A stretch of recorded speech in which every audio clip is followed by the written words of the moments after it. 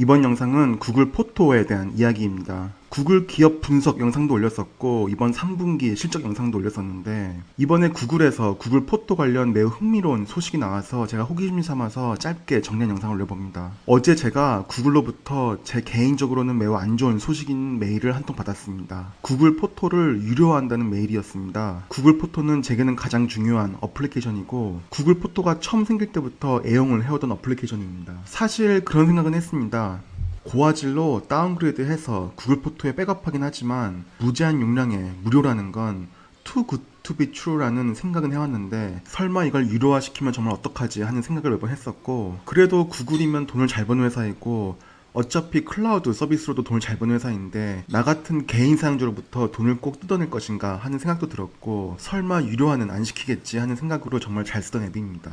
어쨌거나 내년 6월 1일부터 새롭게 백업되는 모든 사진들은 유료화가 됩니다. 2021년 5월 30일까지 백업된 사진들은 계속 무료로 이용할 수 있고 추가 백업 분량에 대해서만 유료화입니다. 그럼 이 부분이 유료화되면 저희 같은 일반인은 얼마나 비용을 부담해야 할지 생각을 해봐야겠습니다. 일단 15GB까지는 용량이 무료입니다. 물론 구글 아이디를 여러 개 파서 무료 사용 용량을 늘릴 수 있겠지만 구글 포토같이 일상생활에서 찍는 사진들을 백업하는데 그걸 여러 개의 아이디로 관리한다는 건 제게는 용납이 안 됩니다. 추가 용량 구매는 100GB, 200GB, 2TB 등의 옵션으로 있는데 물론 사진이나 동영상을 찍는 빈도나 양에 있어서 모두가 다르겠지만 저같이 두 아이를 키우고 평소에 여행을 자주 다니는 가족 같은 경우에는 상당히 많은 사진과 동영상을 찍습니다. 구글 포토에서 원본 파일을 고화질로 다운그레이드 한다고 해도 제 생각에 1년에 100GB 정도는 아마 추가로 용량이 필요할 것 같고 누적 사용 용량이 500GB를 넘어서는 시점부터는 2TB 용량을 구매할 것 같습니다. 물론 외장 하드디스크를 사서 백업하는 방법도 있지만 경험상 이렇게 하면 사진을 평소에 잘 안 보게 되고 불편합니다. 사진이 인생에 주는 의미가 매우 크기 때문에 저 같은 경우에는 이 비용이 좀 억울하더라도 그냥 지불할 것 같습니다. 자, 그럼 뭐 제가 돈을 내는 건 내는 거고 제가 이 영상을 만든 목적은 그럼 저같이 기꺼이 구글 포토를 사용하기 위해 구글의 비용을 지불할 사람들이 전 세계에 엄청나게 많을 텐데 이에 대해 투자자의 입장으로서 기업 알파벳이 추가로 가져갈 수익은 어느 정도고 실적은 언제 나오고 하는 내용 등을 살펴봐야 합니다. 사실 구글 포토 유료화에 제가 흥분을 한 이유는 연간 제가 내는 사용료 때문이라기보단 이건 구글 입장에서 구글 포토 사용자에게 좀 많이 치사할진 몰라도 이건 호재라고 생각하기 때문입니다. 자, 그럼 구글의 예상 수익에 대해 한번 들여다보겠습니다. 일단 구글에서 제게 보내는 메일의 서론에 예상 수익에 대한 힌트가 있습니다. 여기서 보면 매주 280억 개 달하는 사진과 동영상이 새롭게 업로드 된다고 합니다. 동영상은 고화질로 업로드되면 그래도 100MB는 쉽게 넘어섰는데 일단 보수적으로 잡아 280억 개의 사진이 업로드된다고 가정하고 고화질 사진의 경우에 보수적으로 잡아 장당 1MB로 잡아보겠습니다.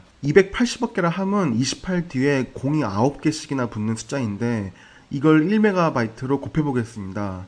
우선 1GB는 1000MB이고 1TB는 1000GB입니다. 테라바이트 위에 페타바이트도 있지만 이거는 헷갈릴 수도 있으니 제외하고 테라바이트 단위로 280억 메가바이트를 쪼개보면 280억 메가바이트는 즉 28,000 테라바이트가 됩니다. 이 중에서 사용자 절반은 가령 구글 포토가 유료화된 이후에 사용 안 한다고 가정하고 하지만 대부분의 사용자가 처음부터 2TB 요금제가 아닌 용량당 단가가 훨씬 높은 100GB나 200GB 요금제를 사용할 테니 이 점도 감안해서 그냥 28,000 테라바이트의 매주 증가한 용량에 대해 모두 2TB 요금제가 적용된다고 가정해 보겠습니다. 어디까지나 가정이니 충분히 제 가정은 틀릴 수 있고 정말 완전 가정입니다. 그럼 먼저 2TB 요금제가 연간으로 싱가포르 달러 139.99센트 즉 대략 US 달러로 연 100불입니다. 1년이 52주인데 편의상 50주로 간주하면 2TB 요금제 주당 비용은 2불입니다. 그런데 매주 증가하는 구글 포토 용량이 28,000 테라바이트인데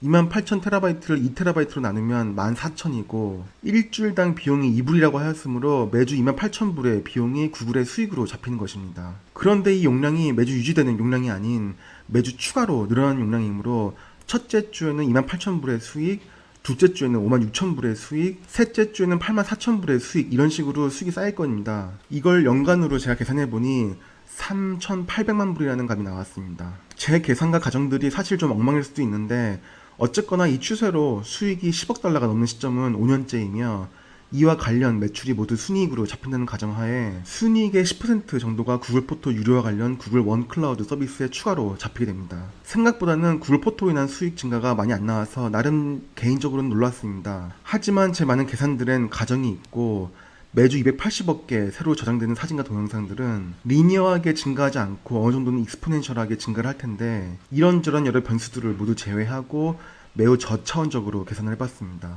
구글을 제가 조만간 적게는 3만 불, 많게는 5만 불 정도 매수가 들어갈 예정인데 다음 영상은 제가 왜 구글을 투자하려는지 그 이유들에 대해 자유롭게 열거해보는 영상으로 조만간 찾아뵙겠습니다. 영상 시청해주셔서 감사드립니다.